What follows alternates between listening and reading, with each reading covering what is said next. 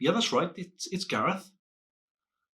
Yes, I'm fully aware that a large sum of money has hit my bank account. You were quick on that one. It only happened 2 hours ago. Yeah, I was expecting that.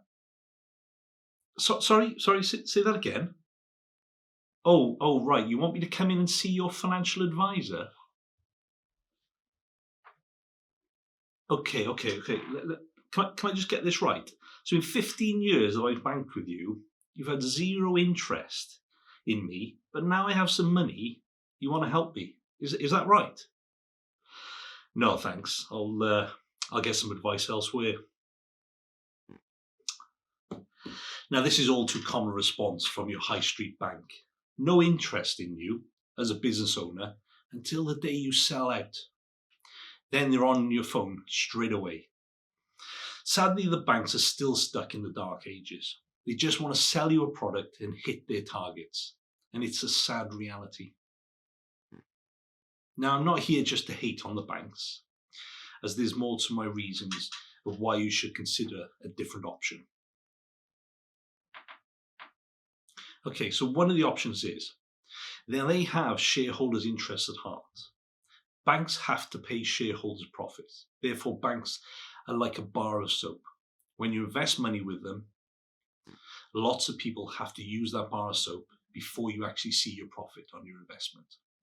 Now, that means charges will be high, the choice of investments will be managed by them, and all these things increase the costs. And then shareholders still need to be paid at the end of the day. I've spoken to many clients who've been approached by their banks, and the cost of the investment is in excess of 2%, which is very, very high. If you just went to Vanguard and picked one of their funds on their own platform, you'd be paying 0.4%. That's 1.6% less. Now, you could argue that they give you financial advice, but from my experience, the most you get is a few emails and an annual meeting to discuss how the investment has performed or hasn't performed, and what changes they suggest, along with finding out what more money they can invest for you. Here's another reason to avoid the banks. They won't give you real financial planning.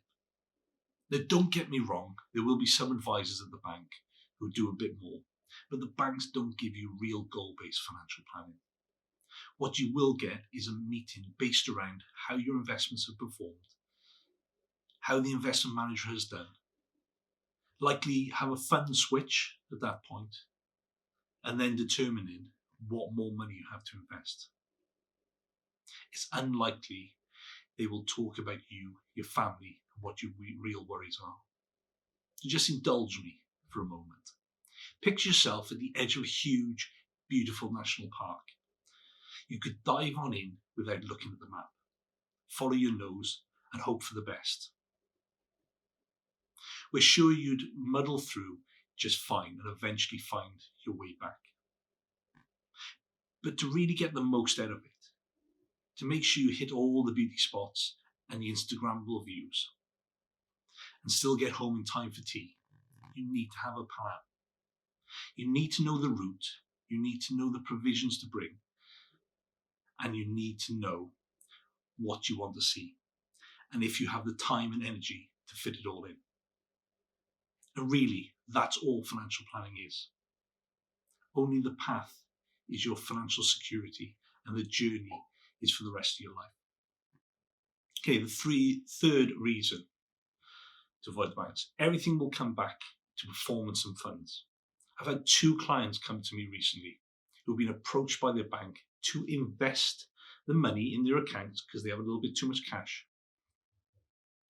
Now, these were 2 different well-known high street banks, but the narrative was the same. I kid you not, it's as if they've used the same sales trainer. So this is how it went. Mr. Jones, you seem to have a lot of cash in your current account. And as interest on saving rates are really poor, we would like to help you get a better return by investing your money. You could get a 7% return. How does that sound? Can we make an appointment for you? Now, both used the exact same 7%. I can only assume they're referring to investing in equities before their fees were taken, and inflation, obviously. What's wrong with this picture? Well, to be honest, everything is wrong with it. Their opening pitch was all about investing and all about return. One thing we know is we can't guarantee returns, and we certainly should not be leading with that. I'm sure they could have done better than this. Now, this isn't all the advisor's fault. The problem goes deeper and sadly reminds me of the old days of Ally Crowbar. And I genuinely thought these days were gone. So what should you actually do? You need to find yourself a financial advisor or a financial planner who has your best interests at heart and doesn't lead with returns or managing funds. We will actually be doing very soon a guide on how to find the best financial advisor for yourself. Now, if you have any questions, please comment below or drop us a line at the contact details in the show notes.